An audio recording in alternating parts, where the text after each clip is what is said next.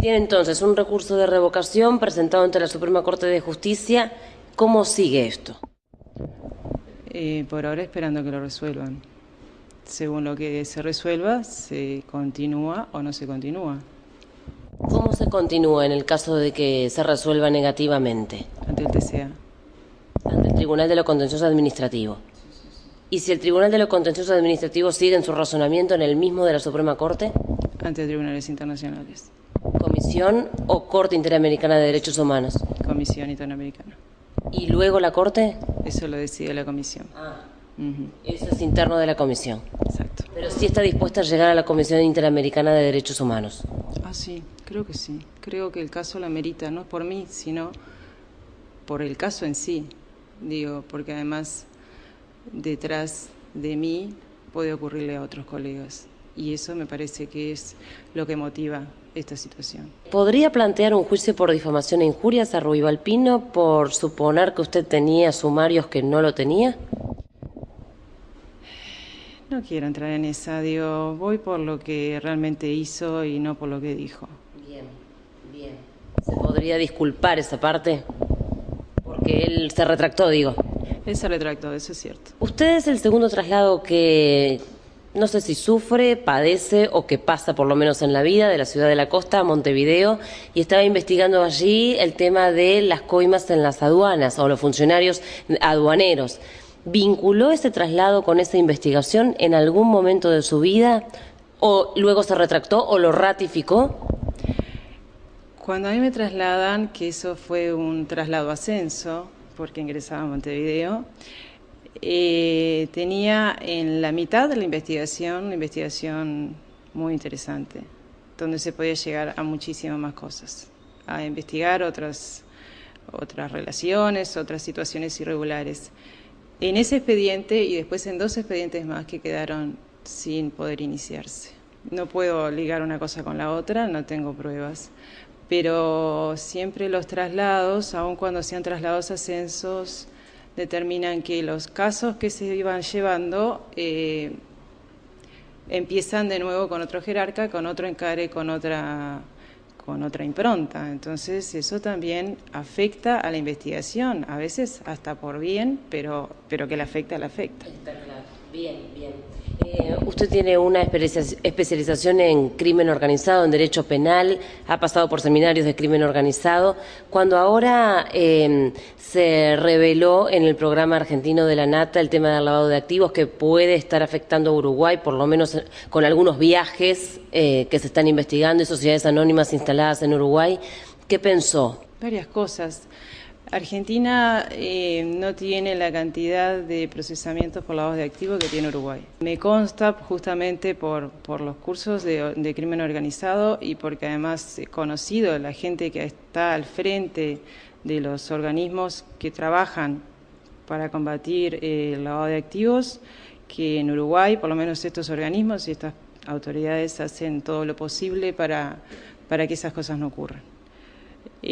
Todo lo posible no quiere decir que se haga absolutamente todo y siempre hay algunos lugares por donde se pueda colar este tipo de delitos y bueno, investigarlo es parte de la responsabilidad que asumen las autoridades y que lo están haciendo. ¿Son suficientes los controles para que no se laven activos?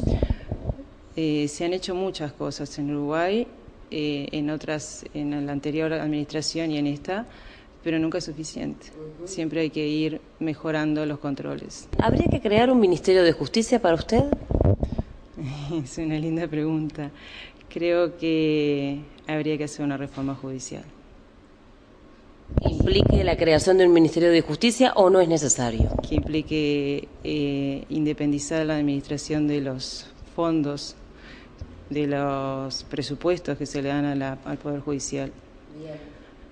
Independizarlo de quienes lo administran, porque tienen que administrarlo quienes están capacitados, y no es por un tema de incapacidad intelectual, sino por incapacidad, o por lo que creo, me parece, sino por un tema de conocer cómo se debe abarcar los diferentes rubros. ¿Y esa independización puede venir de la mano de un Ministerio de Justicia o no? Lo que pasa es que el Ministerio de Justicia pasaría a depender supuestamente como Ministerio del Poder Ejecutivo y entonces no sé ahí cómo queda. Tal vez debería ser un organismo aparte que no dependiera del Poder Ejecutivo. El caso de Aldo Perrini, muerte ocurrida en 1974 en Carmelo, Colonia, ¿fue un antes y un después para usted? Tal vez un poco lo que refería en cuanto a pisar terreno firme y tener claro las reglas del juego, ahí empezaron a cambiar. Le piden el expediente en la mitad de la investigación y eso hace quebrar, si se quiere, esa regla de juego. Sí, a mi entender sí, a mi entender sí. Porque yo estaba en un trámite de un recurso de queja que se interrumpió. Y hasta el día de hoy no sé por qué se interrumpió. Porque yo lo estaba tramitando correctamente, como corresponde, como lo establece la ley. Sigue en el terreno de la especulación. Sigo en el terreno de la especulación. ¿Usted se hace alguna autocrítica si estuviéramos en 2012 y supiéramos este final? Yo intenté de todas las maneras posibles de llevar adelante esas investigaciones que fueron muy trabajosas, fueron muy difíciles y no tuve apoyo, realmente no tuve apoyo, de ningún lado, salvo desde el lado de las víctimas, obviamente, que eran las directamente involucradas e interesadas. Y bueno, y algunos colectivos que estaban detrás del lado de las víctimas, o sea, pero en definitiva directamente desde las víctimas, y quienes a su vez la apoyaban, pero no desde el Poder Judicial, no desde el gobierno o como apoyos muy aislados, pero no institucionalmente. No digo gobierno, en realidad debería ser Estado, ¿no? Pero no hubo eso. Y bueno, creo que hice lo que pude. Tal vez a veces uno piensa, bueno, haber tenido menos exposición pública, la exposición yo no la pedí, jamás la pedí, digamos. Yo no fui a buscar que me hicieran una nota, eso creo que lo saben más de uno, pero los hechos en sí generaban una repercusión. Y eso yo sabía, eso sí, lo sabía, que no agradaba a las jerarquías judiciales, esa circunstancia.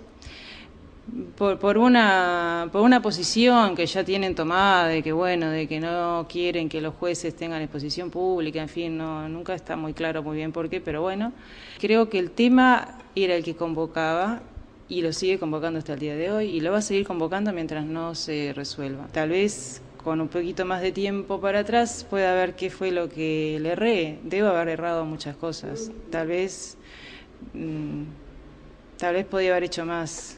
Siempre me queda esa sensación de poder haber hecho más, pero bueno, era un juzgado enorme, de grande, y además de las causas de derechos humanos había otras causas a las cuales no podía dejar de atender, porque eran todas víctimas, o sea, eran todos iguales. Pero fue muy, muy difícil, muy difícil. Y cuando usted escucha por último al presidente de la Suprema Corte de Justicia hablar de una muralla, aunque cada caso de violaciones a los derechos humanos es distinta, porque así lo ha definido la propia Suprema Corte de Justicia, ¿qué piensa? Que estamos muy lejos del resto del mundo, ¿no? Siempre cuando escucho esas cosas o cuando leo las sentencias de inconstitucionalidad o cuando escucho personas que sostienen la misma posición que hoy día sostiene la mayoría de la Corte, me da esa sensación de que estamos yendo contra flecha del resto, ¿no? Uno mira las evoluciones que han hecho en otros países con la misma situación que la nuestra, ¿no? Exactamente la misma y habiendo pasado por dictaduras, con graves violaciones a los derechos humanos por investigar. ¿Cómo han salido otros países de América? Y han salido. Y además el sentir y escuchar que el acatar lo que dice la Corte Interamericana es violar nuestra soberanía me cuesta entenderlo, ¿no? Me cuesta entenderlo. Somos parte de una comunidad internacional. Desde que suscribimos y desde que integramos la OEA, aceptamos determinadas reglas. Y eso no es violar la soberanía, eso es integrar un conjunto de naciones. Yo supongo que con el tiempo habrá una recapacitación, pero bueno, por ahora es lo que hay. ¿Con el término muralla prejuzgó Ruibalpino?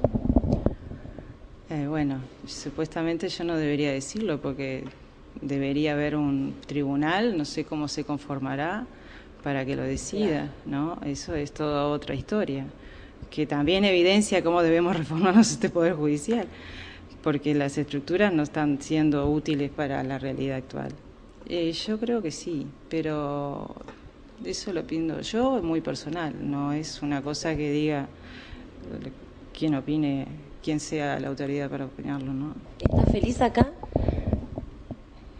Es todo lo más diferente que pueda haber sido de seguir en el penal, ¿no? Es absolutamente diferente. Pero bueno, las personas acuden a un juzgado para pedir que se diriman sus derechos y quién tiene razón y quién no. Y esa es mi función, en penal, en civil o en donde sea. Y eso es lo único que debo tener claro. Muchas gracias, Mariana. No, por favor.